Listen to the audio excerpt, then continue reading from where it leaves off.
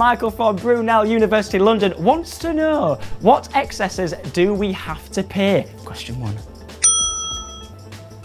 Good question, Michael.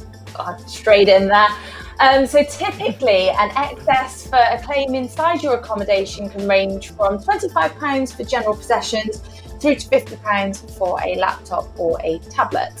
The other thing to note as well is if you do take any of the additional options out online, good news is that we have actually removed the excess for any theft claims this year, so won't need to pay anything. Jane's son is headed to Robert Gordon University and would like to know if a bicycle is included in the cover, and if it's not, how can her son add this to his cover?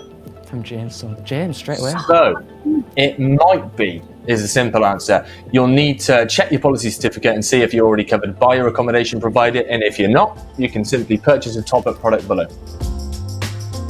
Francis from the University of Wolverhampton has asked, will my parents' home insurance policy cover me whilst in halls? It's a very specific question. Very specific, but also a very popular question. We do get this most years, so you're not on your own asking this. But when checking, it is just worth making sure you've got a full understanding of a couple of areas. So first is the amount of excess that you will need to pay in the event of a claim. The secondly is that walk-in theft is something that's included on our policies. Your home insurance may insist on you having a lock on your door, so quite an important one to check. And the third is the replacement time. So our gadget policies do include a 24-hour replacement service following an approved claim. So that just obviously ensures there's no disruption to your student.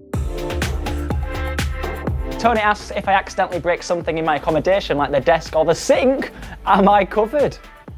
So, it is highly likely that you would be held liable for damages caused to the fixtures and fittings of your accommodation. So, for example, if you were to burn the carpet with some hair straighteners, not something I ever experienced myself. However, it would be important that you know what you're covered for and what you're not. So you could look at an accidental damage pack via Confirm Your Cover that's going to be able to cover you for the cost of any damages that you accidentally cause inside your accommodation. Does everyone need to take out additional insurance cover?